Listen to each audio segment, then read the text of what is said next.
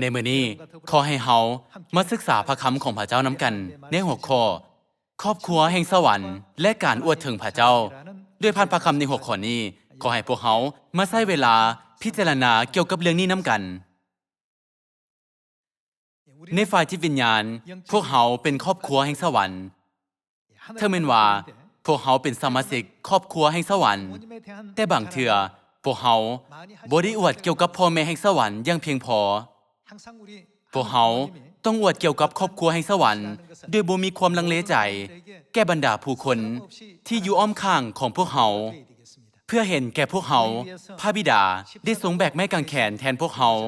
แม่นพวกเฮาที่ได้เฮ็ดบาปซึ่งสมควรตายอย่างไรก็ตามพ่อแม่แห่งสวรรค์ได้ทรงดำเนินไปท่ามกลางความทุกข์ทรมานที่แสนสาหัสแทนพวกเฮาจึงเต็มไปด้วยความหักและพระเมตตาฉะนั้นพวกเฮาควรพิจารณาเกี่ยวกับพ่อแม่แห่งสวรรค์แก่ทุกชนชาติอย่างภาคภูมิใจได้มีลูกชายกับแม่คู่หนึ่งในเขตชนบทแม่ได้เลี้ยงลูกชายด้วยสุดจิตสุดใจและทนุถนอมลาวเป็นอย่างดีลูกชายได้เติบใหญ่ขึ้นมามีสุขภาพแข็งแรงโดยปราศจากปัญหาใดๆขอขอบใจต่อการดูแลเป็นอย่างดีของแม่ของเราและเราก็ได้เข้าเรียนที่มหาวิทยาลัยในกรุงโซนนครหลวงแต่ว่ามันบ่แม่นเรื่องง่ายสำหรับแม่เลี้ยงเดี่ยวที่จะส่งเสริมลูกของเราด้วยการเฮ็ดนาค่าใช้จ่ายค่าโรงเรียนของลูกและซื้อปุ๋ยที่จำเป็นสำหรับการเฮ็ดนาและจ่ายค่าแรงงานอื่นๆบ่แม่นเรื่องง่ายเลยสำหรับแม่ที่จะเฮ็ดนาต่อไปอย่างไรก็ตามแรงงานและความพยายามเช่นนั้นแม่ได้อดทนต่อความยากลำบากด้วยความเต็มใจเพื่อความสำเร็จของลูกแต่ว่าลูกชายที่กำลังศึกษาในกรุงโซนนั้นบ่ได้ติดต่อกลับมาหาแม่เป็นเวลา2 ปีแล้วเราบ่ได้โทรหาแม้แต่เทื่อเดียวแม่ได้คิดฮอดลูกชายของเราหลายฉะนั้นเราจึงเดินทางไปกรุงโซนโดยบ่ได้วางแผนใดๆดังที่เราบ่ฮู้ที่อยู่ของลูกเราจึงได้รอท่าอยู่ที่ทางเข้ามหาวิทยาลัยโดยคิดว่าเมื่อลูกชายเลิกเรียนแล้วเราคือสิย่างผ่านทางนี้หนอเราได้สืบต่อรอท่าที่ประตูทางเข้าหลังจากที่ได้รอท่าดนแล้วสุดท้ายเราก็ได้พบลูกชายของเราได้กำลังออกมาบนทางเข้ากำลังโอ้ลมอย่างเป็นมิตรกับแฟนของเราแม่ดีใจหลายที่ได้เห็นลูกชายของตนฉะนั้นแม่ได้แล่นเข้าไปหาเอิ้นชื่อลูกและได้กอดลูกน่าประหลาดใจแฟนของลูกได้ถามว่าผู้นี้แม่นไผบ่พวกท่านฮู้บ่ว่าลูกชายได้เว้าแนวใดดังที่แม่ของเราได้นุ่งห่มเครื่องที่บ่งามปานใดและใบหน้าของแม่ก็ดำและเหี่ยวย่นเราบ่สามารถบอกแฟนของเราได้ว่าผู้นี้แม่นแม่ของเราดังนั้นเราได้เว้าออกมาว่าเราแม่นแม่ครัวของข้อยเมื่อได้ยินแบบนี้ผู้เป็นแม่ที่กำลังกอดลูกชายอยู่นั้นก็ได้ปล่อยลูกชายทันทีและกลับขึ้นเมื่อบ้านโดยบ่ได้เว้าหยังจักคำพวกท่านบ่ว่าสภาพแวดล้อมหรือสถานการณ์ใดที่พระมารดาของพวกเฮาทรงอยู่บ่ว่ารูปร่างของพระองค์จะเป็นอย่างใดก็ตามพระองค์ก็ทรงเป็นพระมารดาแห่งสวรรค์ของพวกเฮาผู้ที่ได้ทรงเสด็จมาโลกนี้เพื่อช่วยพวกเฮาให้พ้นโดยป้าทิมความงดงามของสวรรค์ฉะนั้นพวกเฮาควรอวดเกี่ยวกับพระมารดาของพวกเฮาอยู่เสมอบ่ว่าพระองค์จะเบิ่งเป็นแนวใดก็ตามและบ่ว่าพระองค์จะทรงอยู่ในสภาพแวดล้อมใดก็ตามและบ่ว่าพระองค์จะทรงอยู่ในตำแหน่งใดก็ตามพวกเฮาควรอวดเกี่ยวกับพระมารดาแก่ทุกคนโดยว่าดังที่แม่ได้เฮ็ดเวียกหนักเพื่อค่อยเดี๋ยวนี้มือของแม่จึงเหี่ยวแห้งและใบหน้าของแม่ก็ดำภายใต้แสงแดดที่ร้อนพวกท่านคิดว่าหน้าที่ของลูกชายลูกสาวนั้นแม่นหยังบุคคลที่ภูมิใจในพ่อแม่ของตน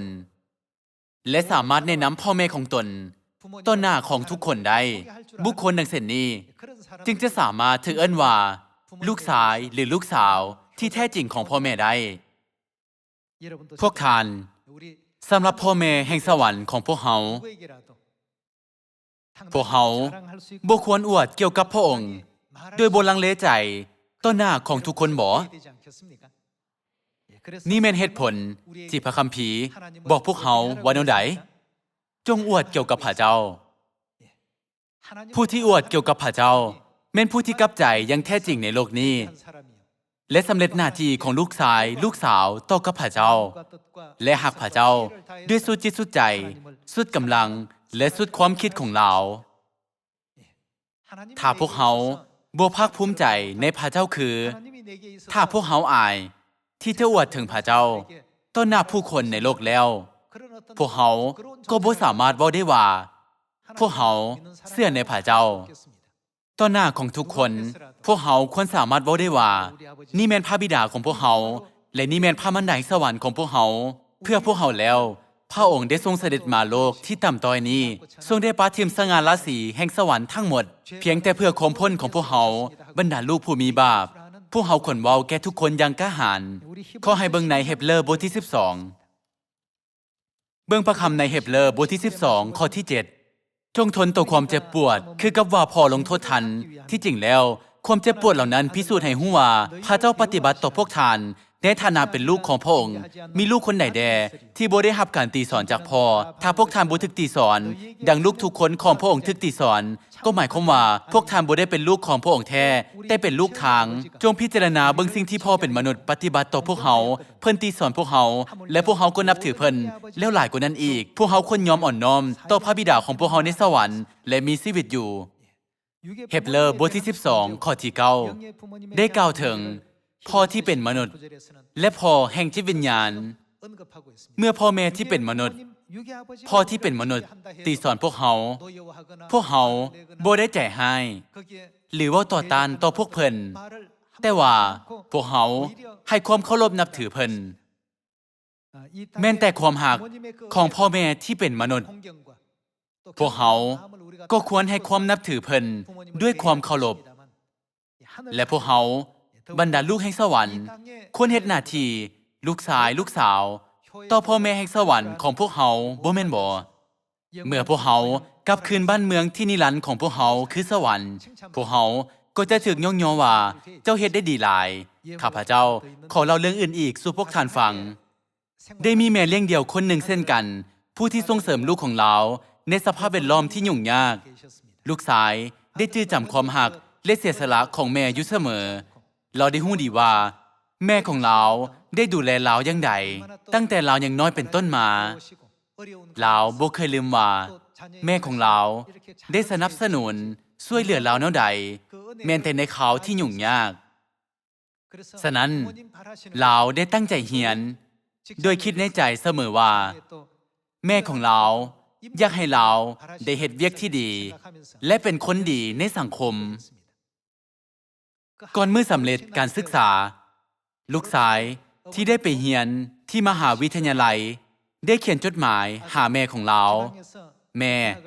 ม่ต้องมางานรับปริญญาของลูกเด้อสำหรับแม่ของเรา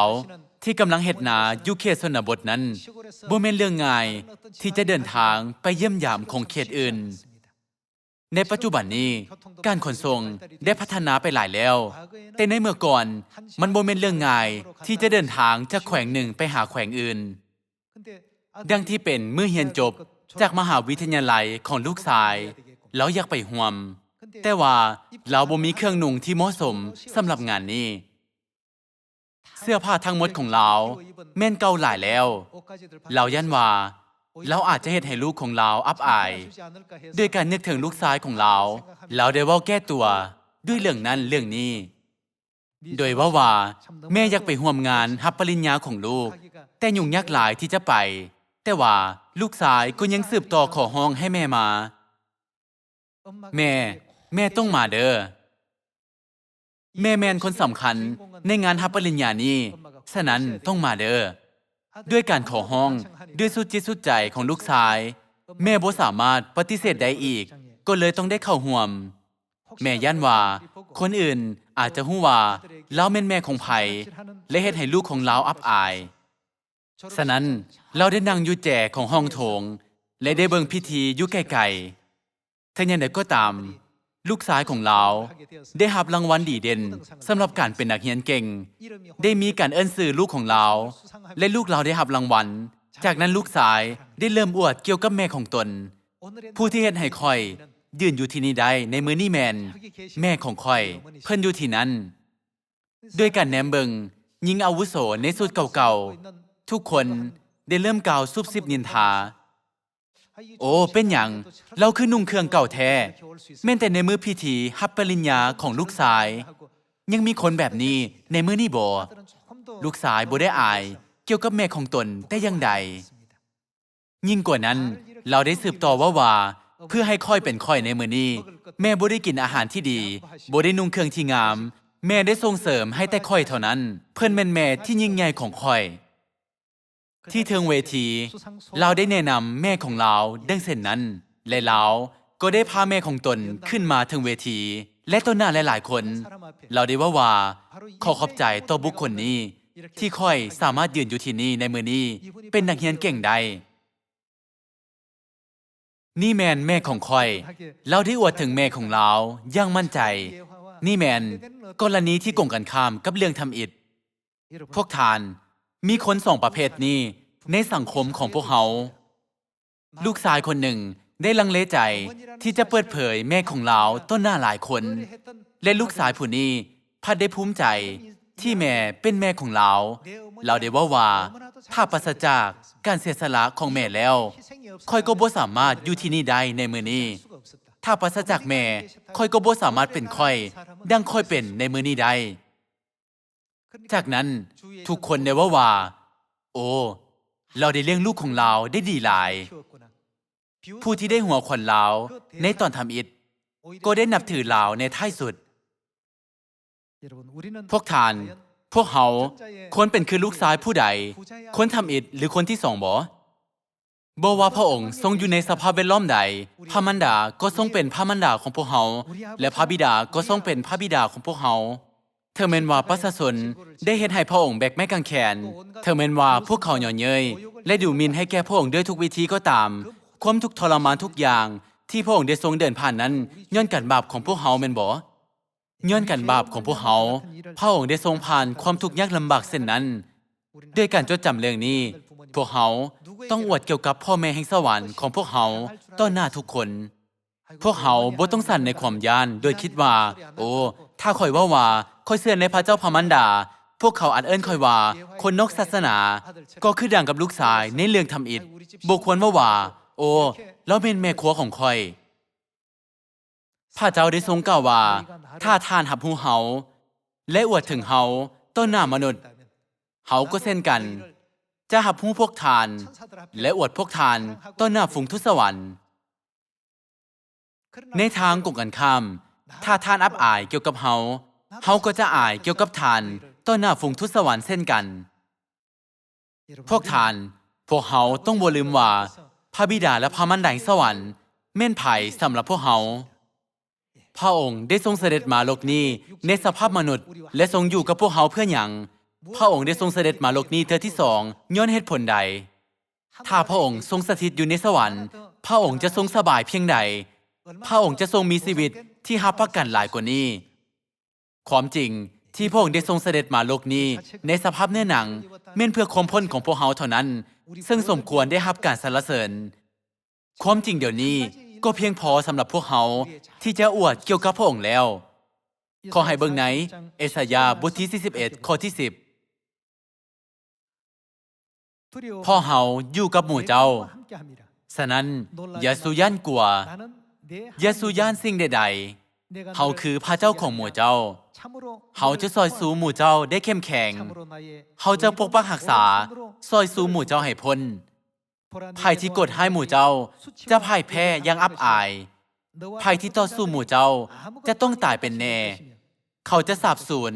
จากแผ่นดินโลกนี้ไปทุกคนที่ต่อสู้เจ้าทั้งหลายจะบ่มีประโยชน์เขาคือพระผู้เป็นเจ้าพระเจ้าของหมู่เจ้าใดเขาเป็นผู้ที่ให้กำลังทั้งสั่งสอนหมู่เจ้าอย่าสู้พากันย่านกลัวแต่ยังใดเลยเขาจะสอยสู้กอบกู้เอาหมู่เจ้าไว้บ่ว่ารูปร่างตำแหน่ง และสถานการณ์ใดก็ตามที่พระเจ้าทรงเป็นอยู่พระเจ้าได้ทรงเล่าโลมพวกเขาอยู่เสมอดังนั้นพวกเขาจึงบ่ยานและได้ทรงอนุญาตให้พวกเขา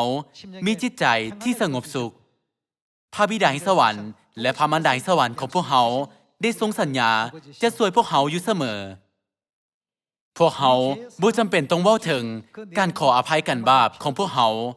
แม้นว่าพวกเขาบ่ได้นับถือพระองค์ก็ตามพระบิดาและพระมารดาก็ทรงเห็นว่าพวกเขามีค่าและได้ทรงเสด็จมาโลกนี้การบ่เชื่อฟังพระประสงค์ของพระบิดาและพระมารดาแห่งสวรรค์พวกเขาได้หลงผิดและสัตย์เสไปถึงอย่างนั้นก็ตามพระองค์บ่ได้ทรงปาทิมพวกเขา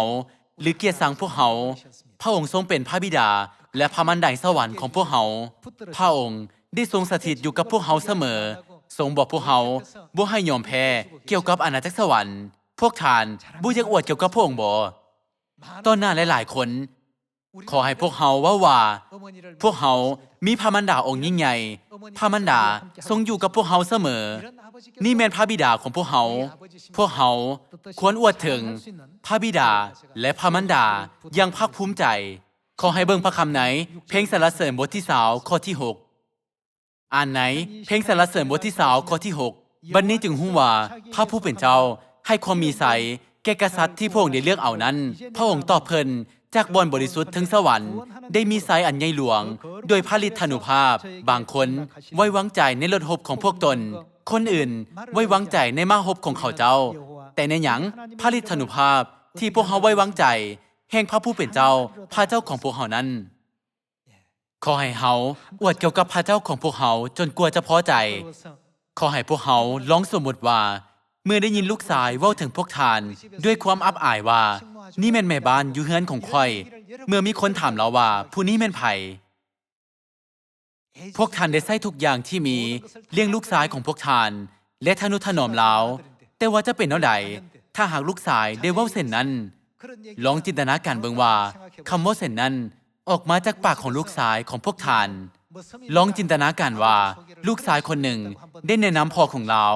นี่เป็นคนหับไส้อยู่ในเฮือนของข่อยเธอแม่นว่าพ่อแม่ของเด็กชายนั้นบ่ได้นุ่งเครื่องที่งดงามแม่นว่ารูปร่างลักษณะบ่ดูดีพอที่จะแนะนำให้คนอื่นรู้จักก็ตามพ่อก็ได้เฮ็ดเวียกหนักเพื่อลูกชายและแม่ก็ได้แบกรับปัญหาทุกอย่างสมควรแล้วบ่ที่จะเปลี่ยนแม่ผู้ที่ยิ่งใหญ่ให้เป็นแม่ครัวและเปลี่ยนพ่อเป็นคนหับไส้ขอให้พวกเขาจงอวดพระเจ้าได้ทรงเสด็จมาเพื่อช่วยพวกเขาทรงให้ความเข้มแข็งและกำลังใจแก่พวกเขาเสมอโดยทรงกล่าวว่าบ่ต้องยอมแพ้ต่ออาณาจักรสวรรค์จนถึงสุดท้ายพระเจ้าทรงฤทธิ์อำนาจยิ่งใหญ่พระบิดาทรงกำลังช่วยพวกท่านในทุกๆสิ่งพระเจ้าของพวกเขาได้ทรงให้กำลังใจพวกเขาด้วยวิธีนี้อยู่เสมอพวกเขาบ่ต้องอวดถึงรถโฮปหรือรถม้าแต่พวกเขาต้องอวดเพียงแต่แม่นไผพวกเขาต้องพิจารณาเกี่ยวกับพระเจ้าของพวกเขาอย่างขยันและอวดถึงพระองค์ขอให้เบิ่งพระคำไหนเพลงสรรเสริญบทที่34เพลงสรรเสริญบทที่34ข้อที่1ข้าพระองค์จะสรรเสริญพระเจ้าตลอดไปคำสรรเสริญพระองค์อยู่ที่ปากข้าพระองค์เรื่อยไปจิตใจของข้าพระองค์จะเฮ็ดหยังโอ้อวดในพระเจ้าให้คนที่เสงี่ยมเจียมตัวได้ฟังและยินดีจงอวดถึงพระเจ้าให้หลายๆถ้าปราศจากพระเจ้าแล้วโลกนี้ก็บ่สามารถทึกสร้างขึ้นมาได้ถ้าบ่มีพระเจ้าทรงดำรงอยู่พวกเขาก็บ่สามารถยืนอยู่ที่นี่ได้ในมื้อนี้ดังที่พระบิดาและพระมารดาทรงดำรงอยู่พวกเขาจึงอยู่ที่นี่ในมื้อนี้ฉะนั้นเธอแม่นว่าโลกเว้าใส่ให้พระบิดาของพวกเขาเว้าสิ่งที่บ่ดีใส่พระองค์และตำหนิพระองค์ว่าบ่มีหยังก็ตามพวกเขาก็ควรเว้าอย่างภาคภูมิใจเกี่ยวกับพระบิดาและพระมารดาแห่งสวรรค์พระบิดาของพวกเขาได้ทรงช่วยข้าพเจ้าให้พ้นพระมารดาของพวกเขาได้ทรงให้กำเนิดข้าพเจ้าพระองค์ทรงเป็นพระเจ้าองค์ทรงฤทธิ์อำนาจยิ่งใหญ่คือผู้ที่ช่วยพวกเขาให้พ้นต่อหน้าบรรดาทูตสวรรค์ประชาชนทั่วไปและคนอื่นๆอีกพวกเขาต้องอวดถึงพระเจ้าดังบรรดาลูกของพระองค์ ขอให้เบิ่งพระคำไหนเยเรมียาบทที่9ข้อที่23เยเรมียาบทที่9ข้อที่23คนฉลาดบ่ควรอวดพระผู้เป็นเจ้าเก่าจาถึงสติปัญญาที่ตนมีอยู่นั้นคนแข็งแหงก็บ่ควรอวดถึงเหือแห้งตนคนหังมีก็บ่ควรอวดถึงทรัพย์สมบัติตนด้วย ถ้าผู้ใดผู้หนึ่งอยากอวดอ้างออกมาให้อวดว่าตนฮู้และเข้าใจเฮาก็ดีกว่าเพราะความฮักของเฮาคือความฮักที่มั่นคงเฮากระทำสิ่งที่เที่ยงธรรมและสิ่งที่ถูกต้องแม้สิ่งเหล่านั้นแหละที่เฮ็ดให้เฮาพอใจเฮาคือพระผู้เป็นเจ้าได้กล่าวดังนี้แหละพวกท่านบ่เกี่ยวกับว่าพวกเฮาจะอยู่ในสถานการณ์ใดพวกเฮาควรอวดถึงพระบิดาและพระมารดานี่แม่นคนหับไซอยู่ที่เฮือนของข่อยนี่แม่นแม่ครัวในเฮือนของข่อยถ้าลูกว่าเส้นนั้นเบิ่งแล้วว่าเป็นคนดีบ่เลยเบิ่งไปที่บาดแผลที่มือของพวกเพิ่นได้อุทิศทั้งชีวิตเพื่อเลี้ยงดูข่อยและได้เสียสละตัวเพิ่นเองเพื่อข่อยความฮักอันบริสุทธิ์และสูงส่งของพวกเพิ่นสำหรับข่อยนั้นเฮ็ดให้เพิ่นมีหอยเหี่ยวที่หน้าผากและเพิ่นมีผมงอกทั้งหมดได้พิสูจน์ว่าพระบิดาและพระมารดาได้ทรงเสียสละเพื่อข่อยหลายส่ำใดและพระองค์ทรงฮักข่อยหลายเพียงใดพวกเฮาบ่ควรเว้าดังเช่นนั้นบ่ผู้ประกาศพระคำเยเรมียาได้กล่าวในพระคำเยเรมียาบทที่9ว่าคนฉลาดบ่ควรอวดถึงสติปัญญาของตนหรือคนแข็งแหงก็บ่ควรอวดถึงเหือแห้งของตนคนหังมีก็บ่ควรอวดถึงทรัพย์สมบัติของตนแต่จงให้ลาวอวดถึงพระเจ้าแม่นไผสำหรับพวกเฮาพระเจ้าแม่นพ่อแม่ฝ่ายจิตวิญญาณของพวกเฮาแม่นบ่พระเจ้าแม่นพระบิดาและพระมารดาของพวกเฮาพระคัมภีร์กล่าวว่าคำสาปแช่งของพระเจ้าตกถึกผู้ใดผู้หนึ่งที่บ่เคารพนับถือพ่อแม่ของตนข้าพเจ้าเชื่อว่าพวกท่านทั้งหลายกำลังเฮ็ดหน้าที่ของลูกชายลูกสาวอย่างงดงามต่อพ่อแม่ของพวกท่านในโลกนี้บัดนี้พวกเฮากำลังศึกษาเกี่ยวกับหน้าที่ของลูกชายลูกสาวที่มีต่อพ่อแม่แห่งสวรรค์โดยผ่านพระคัมภีร์จงรักษาไว้ในจิตใจในแต่ละและทุกๆถ้อยคำของพระเจ้าบ่ว่าสภาพแวดล้อมและสถานการณ์ใดขอให้พวกเฮาอวดถึงพระบิดาและพระมารดานำกันขอให้พวกเฮาเว้าอย่างมั่นใจว่าการเสด็จมาโลกนี้ของพระองค์นั้นแม่นเพื่อข่อยโดยทรงปาที่บัลลังก์อันหุ่งเฮืองในสวรรค์ซึ่งความฮักของโลกนี้บ่สามารถเปรียบเทียบได้ขอให้พวกเฮาเบิ่งไหนพระบัญญัติ2บทที่27เบิ่งพระคำไหนพระบัญญัติ2บทที่27ข้อที่16คำสาปแช่งของพระเจ้าตกถึกผู้ใดผู้หนึ่งที่บ่เคารพนับถือพ่อแม่ของตนและประชาชนทั้งหมดจะพร้อมกันตอบว่าอาเมนผู้ที่บ่นับถือพ่อแม่ของตนผู้ที่บ่เคารพนับถือพ่อของตนและแม่ของตนจะได้รับคำสาปแช่งนี่แม่นกฎหมายที่พระเจ้าทรงได้ให้คำสั่งด้วยพระองค์เองในปึ้งพระคำพระบัญญัติ2พวกเฮาควรเฮ็ดหน้าที่ลูกชายลูกสาวของพวกเฮาต่อกับพ่อแม่ที่เป็นมนุษย์ในโลกนี้เช่นกันแต่ว่าพ่อแม่อันแท้จริง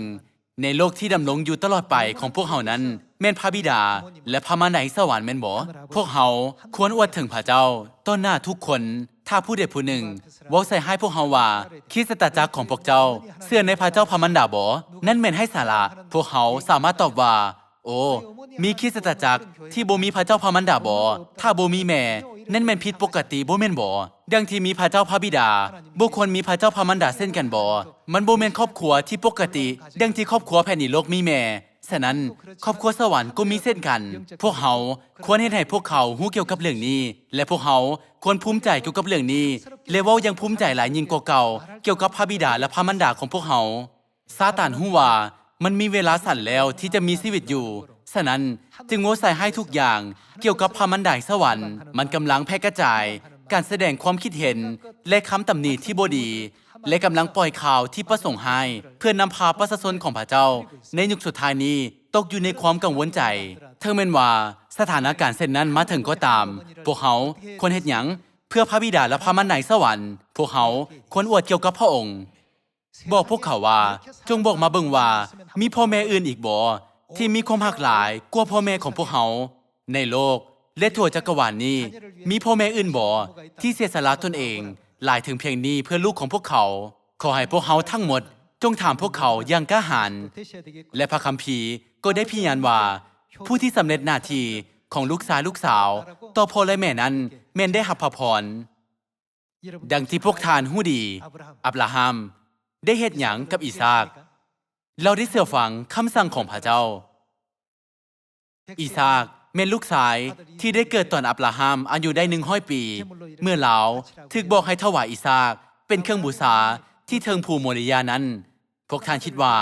จิตใจของอับราฮัมเป็นแนวใดในขณะที่เรากำลังขึ้นไปเทิงภูพร้อมกับลูกชายนั้นเราได้ให้อิสากแบกฟืนทั้งหลังของเราอิสากได้ถามอับราฮัมว่าพ่อเอ๋ยฟืนสำหรับเผาเครื่องบูชาก็มีแล้วแต่ลูกแกะที่จะเผาบูชานั้นอยู่ไสพวกท่านสามารถวัดแทกจิตใจของอับราฮัมเมื่อเราได้ยินเส้นนั้นได้บ่เราบ่ได้ว่าลูกจะตายในวัยนี้แต่อับราฮัมได้เว้าแก่อิสากว่าพระเจ้าจะจัดหาลูกแกะสำหรับเผาบูชาให้เองเมื่ออับราฮัมได้ขึ้นไปเทิงภูพร้อมกับลูกชายของเราอิสากนั้นเราได้สร้างแท่นบูชาอยู่ที่นั้นจากนั้นเราได้เว้ากับลูกของเราว่าอิสากลูกชายของข้อยเอ๋ยลูกฮู้บ่ว่าพ่อฮักลูกหลายส่ำใดโดยพ่อ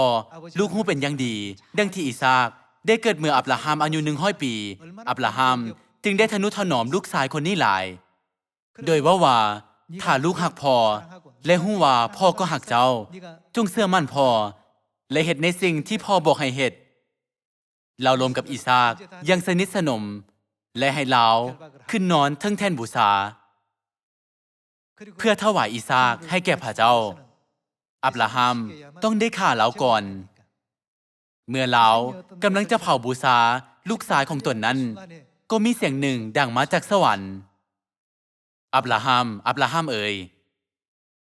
อย่าทำให้หรือเฮ็ดหยังแก่เด็กสายนี้ด้วยว่าเจ้าบ่ได้ห่วงลูกชายคนเดียวของเจ้าจากพระองค์เฮาจะอวยพรเจ้าอย่างลงหลายในทุกสิ่งที่เจ้าเฮ็ดเจ้าจะได้รับอวยพรวางมีดที่เจ้ากำลังถืออยู่นั้นลงสาพระคัมภีร์ได้บันทึกว่าพระเจ้าได้ทรงทดลองความเชื่อของอับราฮัมอย่างใดในมุมมองฝ่ายจิตวิญญาณพระเจ้าได้ทรงทดสอบหน้าที่ความเป็นลูกของอับราฮัมดังผลที่ได้รับอับราฮัมได้กลายเป็นหยังเราได้กลายเป็นบรรพบุรุษแห่งความเชื่อและเกี่ยวกับโนอาห์เดเป็นแนวใดเราก็ได้กลายเป็นบรรพบุรุษแห่งความชอบธรรมพวกเขาแม่นผู้ที่ได้เฮ็ดหน้าที่ของลูกอย่างครบถ้วนต่อพระเจ้าพระบิดาและพระเจ้าพระมารดาสิ่งที่บรรพบุรุษแห่งความเชื่อในพระคัมภีร์ได้เฮ็ดแม่นเกี่ยวกับหน้าที่ของลูกชายลูกสาวทั้งหมดต่อพ่อแม่แห่งจิตวิญญาณสำหรับหน้าที่ของลูกนั้นพระคัมภีร์เอิ้นว่าความเชื่อหรือการเชื่อฟังทั้งสองแม่นคือกันการเชื่อฟังก็เป็นหนึ่งวิธีที่จะสำเร็จหน้าที่ของลูกได้และความเชื่อที่เชื่อมั่นในทุกถ้อยคำของพ่อแม่นั้นก็แม่นหนึ่งในหน้าที่ของลูกชายลูกสาวเช่นกันสัตลากเมซากและอาเบดเนโกได้เข้าไปในเตาไฟอันฮอนกาอย่างกล้าหาญเพื่อเชื่อฟังสิ่งที่พ่อแม่ทรงให้คำสั่งดานีเอลได้เข้าไปในถ้ำสิงด้วยปราศจากความยานพระเจ้าได้ทรงช่วยพวกเขาทั้งหมดจากช่วงวิกฤตเช่นนั้นพวกเขาเว้าได้ว่าพวกเขามีความเชื่อที่ยิ่งใหญ่เว้าอีกอย่างหนึ่งพวกเขาสามารถว่าการเฮ็ดหน้าที่ลูกของพวกเขานั้นแม่นยิ่งใหญ่หลายดังที่พระคัมภีร์สอนว่าพวกเขาควรสั่งสอนลูกของพวกเขาให้เฮ็ดหน้าที่ของลูกต่อพ่อแม่ของตนขอให้พวกเขาสอนให้แก่พวกเขาอย่างเพียงพอบรรดาลูกได้รับทุกสิ่งทุกอย่างจากพ่อแม่ของพวกเขาด้วยบ่รู้จักการมอบให้แก่พ่อแม่ที่จริงแล้วเมื่อลูกเฮ็ดหน้าที่ของลูกต่อพ่อแม่ด้วยความเคารพนับถือแล้วระเบียบของจักรวาลก็จะเป็นระเบียบเรียบร้อยถ้าหากว่ามันเป็นไปในทางตรงกันข้ามก็จะบ่สามารถนำมาผลลัพธ์ที่ดีได้สถานการณ์ของโลกปัจจุบันนี้แสดงให้เห็นว่าลูกบ่ได้เคารพนับถือพ่อแม่ของตนยิ่งไปกว่านั้นพวกเขามีแต่อยากรับความรักจากพ่อแม่ของพวกเขาถ้ายังเป็นไปอย่างนี้ โลกก็จะพินาศประเทศที่บรรดาลูกๆหู้จะเคารพนับถือพ่อแม่ก็จะหุ่งเหืองและประสบความสำเร็จดังที่พระคัมภีร์ได้ปลุกพวกเขาถึงความจริงที่ครอบครัวควรเป็นไปอย่างใดพวกเขาควรสอนหน้าที่ลูกให้แก่บรรดาลูกของพวกเขาบ่ว่าอย่างใดก็ตามถ้าพวกเขาคิดว่าทุกคำสั่งสอนของพระคัมภีร์เป็นดังปึ้มคู่มือที่ดีที่สุดสำหรับชีวิตของพวกเขาแล้วพวกเขาก็บ่สามารถเฮ็ดผิดอีกขอให้เบิ่งใน1ติโมธีบทที่5ข้อที่4แต่ถ้าแม่ม่ายคนใดมีลูกหรือหลานก่อนอื่นให้ลูกหลานเห็นหูปฏิบัติหน้าที่ทางศาสนาแก่ครอบครัวของเขาเองคือทดแทนหยังคุณงามความดีของพ่อแม่และตายายของพวกตนนี่แม่นคำสั่งสอนของพระเจ้าบ่แม่นบ่เพราะการกระทำอย่างนั้นเป็นที่พอใจพระเจ้าในสายตาของพระเจ้าสิ่งนี้แม่นดีและถูกต้องบ่แม่นบ่ทั้งฝ่ายร่างกายและจิตวิญญาณพวกเขาต้องให้เกียรติและเคารพนับถือพ่อแม่ของพวกเขาก่อนอื่นหมดพวกเขาควรอวดถึงพ่อแม่ของพวกเขาบอกว่าพวกเขาจะอยู่ที่ใดขอให้พวกเขาคิดว่าพ่อแม่ของพวกเขาแม่นดีที่สุดเมื่อพวกเขาเฮ็ดเช่นนั้นพวกเขาก็จะสามารถปฏิบัติพระบัญญัติข้อธรรมอิฐได้พระเจ้าได้ทรงกล่าวว่าจงรักพระผู้เป็นเจ้าองค์เป็นพระเจ้าของเจ้าด้วยสุดหัวใจด้วยสุดจิตและด้วยสุดความคิดของเจ้าในที่นี้พระเจ้าหมายถึงไผพระบิดาของพวกเขาและไผอีกพระมารดาจงรักพระบิดาและพระมารดาของพวกเขาเว้าอีกอย่างหนึ่งว่านี่แม่นหน้าที่ของลูกพระเจ้าได้ทรงสั่งสอนบรรดาผู้ประกาศพระคำของพระองค์ว่านี่แม่นคำสั่งข้อธรรมอิฐและข้อสำคัญที่สุดและได้สั่งพวกเขาให้ปฏิบัติตามแม่นว่าพวกเขาจื้อบทประกาศทั้งหมด50บทโดยบ่ได้ลืมแม้นแต่ถ้อยคำเดียวก็ตามถึงแม้นว่าพวกเขามีความรู้เพียงพอความเข้าใจเนื้อในและเรื่องราวทั้งหมดตั้งแต่ปฐมกาลจนฮอดพระนิมิตถ้าพวกเขาบ่มีความรักต่อพระเจ้าพ่อแม่ของพวกเขาแล้วความรู้ทั้งหมดก็บ่มีความหมายจะเป็นการถูกต้องที่ว่าพระเจ้าทรงรักพวกเขาและพวกเขาก็เฮ็ดหน้าที่ของลูกต่อพระเจ้าถ้าลูกของพวกท่านบ่เฮ็ดหน้าที่ลูกต่อพวกท่านจงสอนพวกเขาให้เฮ็ดในสิ่งที่ถูกต้องเทละอย่างเทละอย่างเมื่อพวกเขาเข้ามาและออกไปก็ให้พวกเขาเว้ากับพ่อแม่ว่าลูกจะออกไปนอกเด้อหรือลูกมาฮอดเฮือนแล้วจงให้พวกเขาเริ่มจากสิ่งที่เป็นพื้นฐานเหล่านี้ถ้าพวกเขาจะมาช้าก็ให้พวกเขาโทรมาบอกก่อนฉะนั้นพ่อแม่จึงจะบ่เป็นห่วงจงสั่งสอนพวกเขาทุกอย่างเท่าละน้อยเท่าละน้อยถึงแม้นเบิ่งคือว่าเป็นสิ่งเล็กน้อยถ้าพวกเขาเป็นพ่อแม่แล้วพวกเขาจะเข้าใจว่าเป็นหยังแม่ของพวกเขาคือเว้าเส้นนั้นในเวลานั้นและเข้าใจว่าเป็นหยังพ่อของพวกเขาคือเข้มงวดในการอบรมบ่มสอนแท้ในมื้อหนึ่งพวกเขาจะว่าทุกอย่างนั้นแม่นย้อนพวกเพิ่นฮักค่อยน้อในมื้อนี้พวกเขาได้ศึกษาว่าหน้าที่ของลูกแม่นเริ่มจากการอวดถึงพ่อแม่บ่ว่าจะเป็นพ่อแม่แผ่นดินโลกหรือพ่อแม่แห่งสวรรค์ก็ตามด้วยการอวดและการประกาศเกี่ยวกับพระเจ้าพวกเขาสามารถแสดงและพิสูจน์ว่าพวกเขาฮักพระเจ้าหลายส่ำใดดังนั้นขอให้พวกเขาอวดถึงพระเจ้าจนกว่าจะพอใจของพวกเขาข้าพระเจ้าขอจบเทศนาไว้ในเวลานี้ขอขอบใจ